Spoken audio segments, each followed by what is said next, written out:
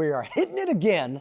It's time for the strains of yesterday, where we explore the legends of cannabis cultivation and how they made marijuana what it is today. I mean, we've been all around the world checking out these legends, the backstories, the origins, where they came from, why they're unique, and why they're so near and dear to our hearts. Today we are going south. I mean, way south, about, south as you can get, to South Africa, where we are asking whatever happened to Durban Poison. Now, Durban is a sun-kissed coastal city on the east coast of South Africa. It's one of the larger city centers in the country and sits directly in the Emerald Triangle of South Africa. That's right, South Africa, just like Northern California, has an Emerald Triangle with almost 1 million cultivators who have been working with the plant for a very, very long time.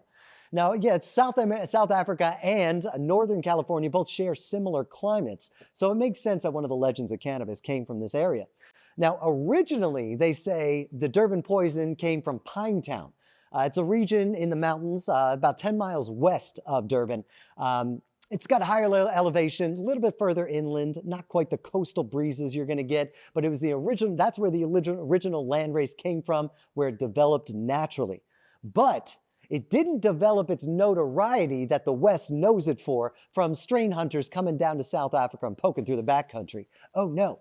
Durban Poison got famous once it got to Amsterdam in the late 70s. That's when people really got excited about it.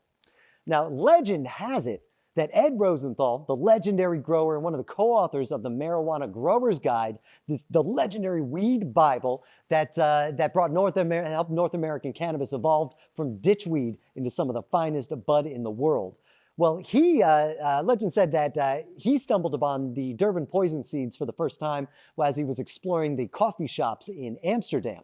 Now, rumor tries to put him in South Africa, reaching around looking for landrace strains, but he said that's absolute garbage. He found it in a coffee shop called Transvaal. So apparently that was the name of it, and that was named after a province in South Africa. And it was run by South Africans, and they were importing cannabis from their home country. And he admits that none of these seeds actually grew into a very powerful plant, but Durban Poison did have other benefits to it. Now, sativas generally take a very long time to grow and mature, but Durban Poison is super quick to grow and flower, and it's also really resistant to mold, which is really great. It wasn't too long before Sam the Skunk Man, a absolutely super famous breeder from way back in the day, who's responsible for things like Skunk Number 1, Original Haze, all sorts of other strains, I guarantee you know.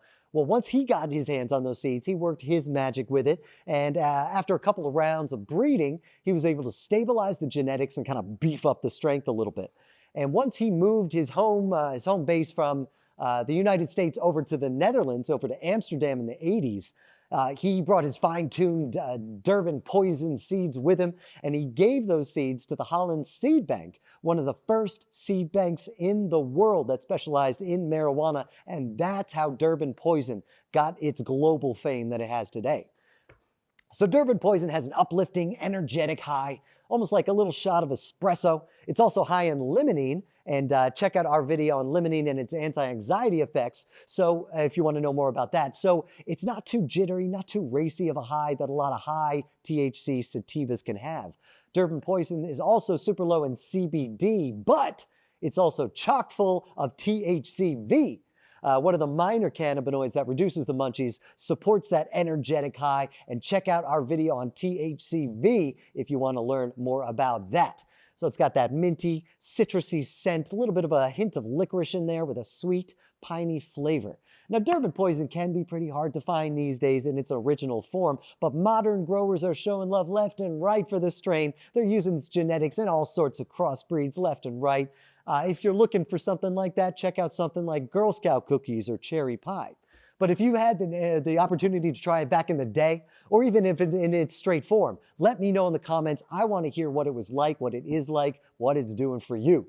Definitely let me know.